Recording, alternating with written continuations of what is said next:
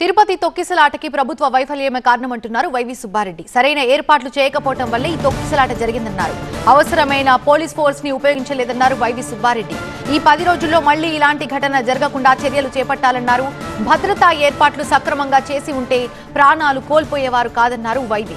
ప్రభుత్వం నిర్లక్ష్యం కారణంగానే 6 మరణించారన్నారు వైవి సుబ్బారెడ్డి. నిన్న జరిగిన ఇన్సిడెంట్ మాత్రం టోటల్గా గవర్నమెంట్ ఫెయిల్యూర్.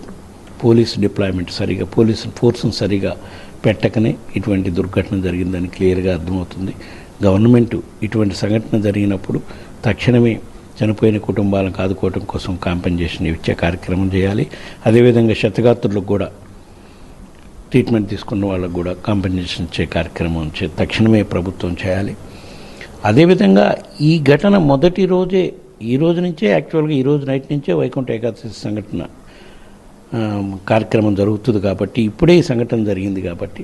కాళ్లలో భారం, వాపు లేదా అల్సర్తో బాధపడుతున్నారా? ఇవి వెరికోస్ వెయిన్స్ లక్షణాలే. భారతదేశంలో number 1 varicose veins hospital Avis ను సంప్రదించండి. ఇప్పుడే మీ అపాయింట్మెంట్ ను బుక్ చేసుకోండి. ఈ 10 రోజుల్లో మళ్ళా ఇటువంటి సంఘటనలు పునరావృతం కాకుండా అన్ని చర్యలు తీసుకొని ప్రాపర్ సెక్యూరిటీ అరేంజ్మెంట్స్ పెట్టుకున్నాకనే డివోటీస్కి టోకన్లు ఇచ్చే కార్యక్రమం చేసే విధంగా చర్యలు తీసుకోవాలని చెప్పి ప్రభుత్వాన్ని కోరుతున్నాం.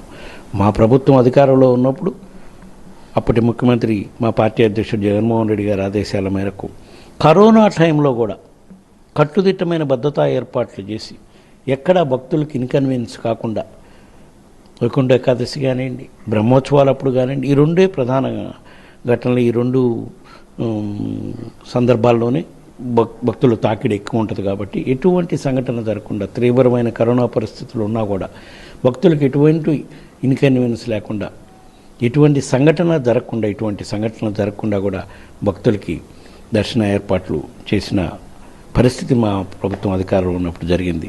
కానీ ఇప్పుడు ప్రభుత్వం కేవలం నిర్లక్ష్య భావంతో వీళ్ళు భక్తుల పట్ల తీసుకోవాల్సిన కార్యక్రమాలు చేయకపోవటం వల్లే ఈ సంఘటన జరిగి 6 ప్రాణాలు కోల్పోవడం జరిగిందని చెప్పి మేము భావిస్తున్నాం. తక్షణమే ప్రభుత్వం దీనిపై స్పందించి వాళ్ళని ఆదుకోవాలని కూడా కోరుకుంటున్నాం.